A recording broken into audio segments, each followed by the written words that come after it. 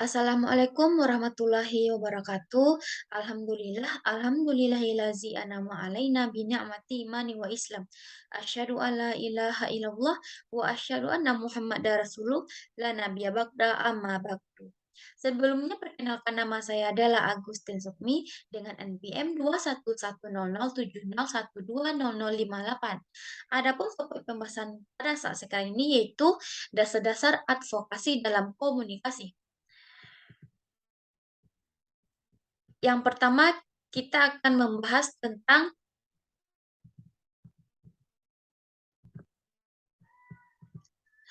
menjelaskan yang dimaksud dengan advokasi dalam komunikasi.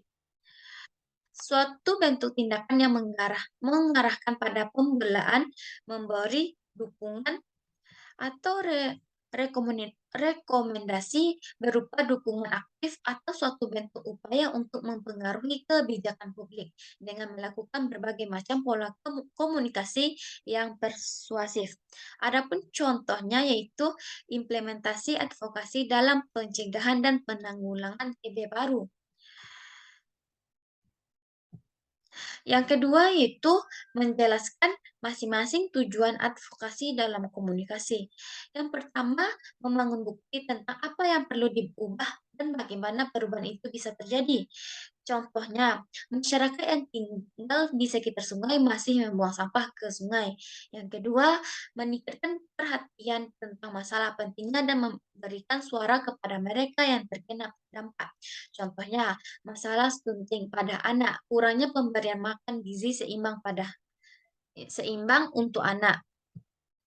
Yang ketiga, mempengaruhi orang-orang berkuasa untuk memberikan kepemimpinan, mengambil tindakan dan menginvestasikan sumber daya. Contohnya, menjaga lingkungan tetap bersih, para pemimpin mengajak masyarakat di setiap minggunya melakukan gotong royong.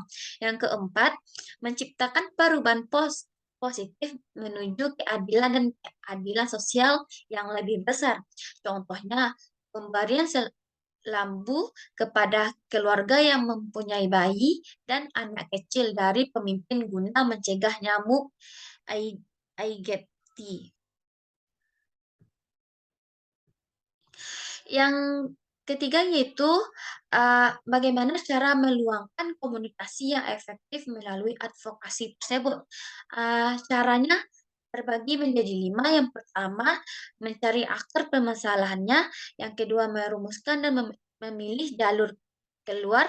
Yang ketiga, membangun kesadaran. Yang keempat, tindakan kebijakan. Yang kelima, penilaian. Materi selanjutnya kita akan membahas teknik advokasi dalam komunikasi. Yang pertama kita akan membahas lobby. Lobby politik pada dasarnya adalah variasi dari komunikasi interpersonal atau wawancara tatap muka. Yang kedua, seminar atau presentasi. Bentuk seminar atau presentasi baik untuk digunakan untuk mengadvokasi beberapa pejabat publik sekaligus, baik dari suatu instansi atau lembaga tertentu. Yang ketiga, debat. Debat pada dasarnya juga merupakan salah satu teknik advokasi dalam kelompok. Ciri spesifiknya adalah bahwa isu dibahas dalam pro dan kontra. Yang keempat, dialog. Hampir sama dengan debat, dialog lebih tepat digunakan sebagai teknik advokasi dalam menjangkau kelompok yang bisa didukung oleh media massa, khususnya TV dan radio. Bisa menjangkau kelompok yang sangat luas. Yang kelima, negosiasi. Negosiasi merupakan teknik advokasi yang dimaksud dengan menghasilkan kesepakatan. Dalam hal ini, pihak yang bernegosiasi menyadari bahwa masing-masing pihak mempunyai kepentingan yang sama yang perlu diamankan sekaligus kepentingan yang berbeda dan bertentangan yang perlu dipertautkan. Yang keenam, petisi. Petisi atau resolusi merupakan salah satu teknik advokasi dengan membuat pernyataan tertulis. Materi selanjutnya, alasan pentingnya kemampuan advokasi bagi tenaga kesehatan masyarakat. Yang pertama, untuk merekomendasi gagasan kepada orang lain atau menyampaikan satu isu penting agar dapat diperhatikan masyarakat serta mengarahkan perhatian para pembuat kebijakan untuk mencari penyelesaian. Yang kedua, untuk mendorong dikeluarkannya kebijakan-kebijakan publik oleh pejabat publik sehingga dapat mendukung dan menguntungkan kesehatan. Yang ketiga, akan mampu membela dan mempertahankan hak-hak masyarakat, terutama anak-anak. Advokasi bertujuan untuk membantu klien dalam meningkatkan hak-hak mereka untuk menerima sumber-sumber dan pelayanan-pelayanan.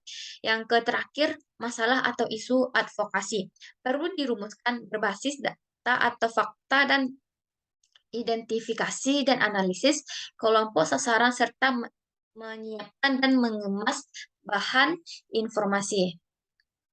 Baik, itu saja yang dapat saya sampaikan. Jika ada kesalahan atau kekurangan, mohon dimaafkan. Saya akhiri dengan Assalamualaikum warahmatullahi wabarakatuh.